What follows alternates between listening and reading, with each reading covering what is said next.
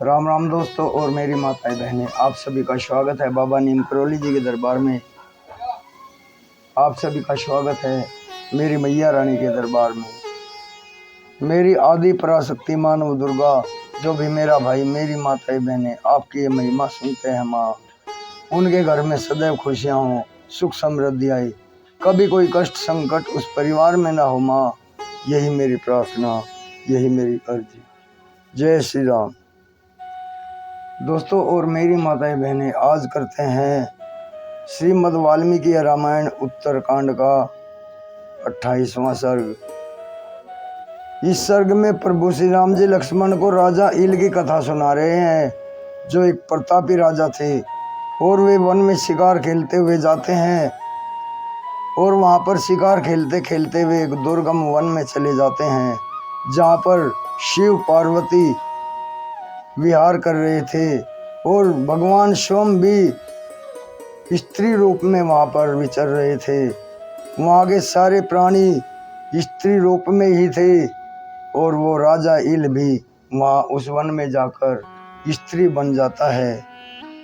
तो राजा इल स्त्री बनने के बाद अचंभित होता है और वो इस बात का पता करता है कि ये कैसा प्रभाव है।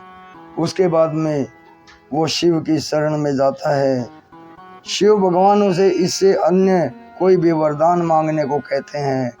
फिर वो शक्ति की शरण में जाता है राजा इल, और आदि शक्ति उसे 1 महीना पुरुष और 1 महीना स्त्री के रूप में व्यतीत करने के लिए आशीर्वाद देती हैं, वरदान देती हैं। अब इससे बाद में इला और बुध का एक दूसरे को देखना और बुध का उन सब स्त्रियों किम पुरुषी का नाम देकर पर्वत पर रहने के लिए आदेश देना।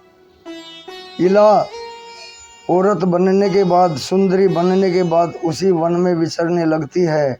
तब उसकी ऋषि बुद्ध से मुलाकात होती है।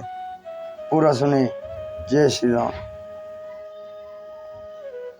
श्री राम की कही हुई इल के चरित्र से संबंध रखने वाली उस कथा को सुनकर लक्ष्मण और भरत दोनों ही बड़े विस्मित हुए। उन दोनों भाइयों ने हाथ जोड़कर श्री राम से मामना राजा इल के स्त्री पुरुष भाव के विस्तृत वृत्तांत के विषय में पुनः पूछा।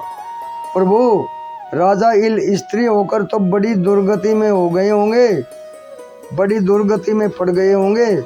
उन्होंने वह समय कैसे बिताया और जब वे पुरुषत्व में रहते थे तब किस वृत्ति का आश्रय लेते थे। लक्ष्मण और भरत का वह कौतूहल पूर्ण वचन सुनकर श्री रामचंद्र जी ने राजा इल के वृत्तांत को जैसा वह उपलब्ध था उसी रूप में पुनः सुनाना आरंभ किया। तदनंतर उस प्रथम मास में ही इला त्रिभुवन सुंदरी नारी होकर वन में विचरने लगी। जो पहले उसके चरण सेवक थे वे भी स्त्री रूप में परिणित हो गए। उन्हीं स्त्रियों से घिरी हुई लोक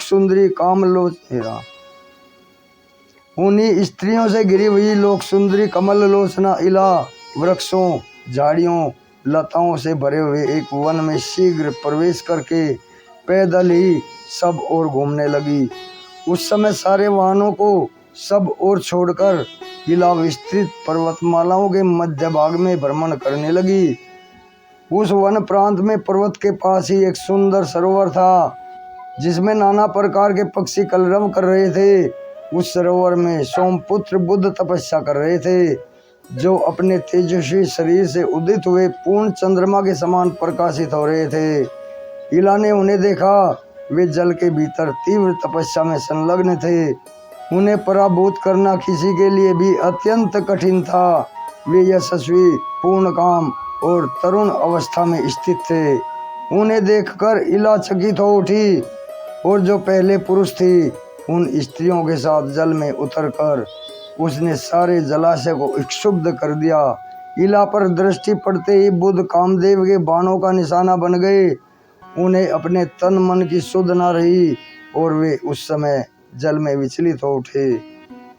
इला त्रिलोकी में सबसे अधिक सुंदरी थी। उसे देखते हुए बुध का मन उसी समय आसक्त हो गया और वे सोचने लगे कि यह कौन सी स्त्री है जो देवांगनाओं से भी बढ़कर रूपवती है। न देव वनिताओं में न नाग वधुओं में, न असुरों की स्त्रियों में, न अप्सराओं में ही मैंने पहले कभी कोई ऐसे मनोहर रूप से सुशोभित होने वाली स्त्री देखी है। यदि यह दूसरे को ब्याही न गई हो तो सर्वथा यह मेरी ही पत्नी बनने योग्य है। ऐसा विचार से वे जल से निकलकर किनारे आ गए। फिर आश्रम में पहुंचकर उन धर्मात्मा ने पूर्वोक्त सभी सुंदरियों को आवाज देकर बुलाया और उन सब ने आकर उन्हें प्रणाम किया। तब धर्मात्मा बुद्ध ने उन सब स्त्रियों से पूछा कि यह लोक सुंदरी नारी किसकी पत्नी है और किस लिए यहाँ आई है। ये सब बातें तुम शीघ्र मुझे बताओ। बुद्ध के मुख से निकला हुआ वह शुभ वचन मधुर पदावली से युक्त मीठा था। उसे सुनकर उन सब स्त्रियों ने मधुर वाणी में कहा, ब्राह्मण, यह सुंदरी हमारी सदा की स्वामिनी है। इसका कोई पति नहीं है। यह हम लोगों के साथ अपनी इच्छा के अनुसार वन प्रांत में विचरती रहती है। उन स्त्रियों का वचन सब प्रकार से सुस्पष्ट था। उसे सुनकर ब्राह्मण बुद्ध ने पुण्यमयी आवर्तनी विद्या का आवर्तन स्मरण किया। उस राजा के विषय में सारी बातें यथार्थ रूप से जानकर मुनिवर बुद्ध ने उन सभी स्त्रियों से कहा, तुम सब लोग किमपुरुषी किन्नरी होकर पर्वत के किनारे रहोगी। इस पर्वत पर शीघ्र ही अपने लिए निवास स्थान बना लो। पत्र और फल मूल से ही तुम सबको सदा जीवन निर्वाह करना होगा। आगे चलकर तुम सभी स्त्रियां किम पुरुष नामक पतियों को प्राप्त करोगी। किम पुरुषी नाम से प्रसिद्ध हुई वे स्त्रियां सोमपुत्र बुद्ध की उपयुक्त बात सुनकर उस पर्वत पर रहने लगी। उन स्त्रियों की संख्या बहुत अधिक थी। इस प्रकार श्री वाल्मीकि निर्मित आर्ष रामायण आदि काव्य के उत्तरकांड में 28वां सर्ग पूर्ण हुआ। जय श्री राम। दोस्तों और मेरी माताएं बहनें, कल मैं आपको 29वां सर्ग सुनाऊंगा। बुद्ध और इला का समागम तथा पुरूरवा की उत्पत्ति। साथ जुड़े रहें मेरे भाई, मेरी माताएं बहनें। बाबा नीम करौली जी का अमृत आशीर्वाद आपके परिवार में सदैव बरसता रहेगा।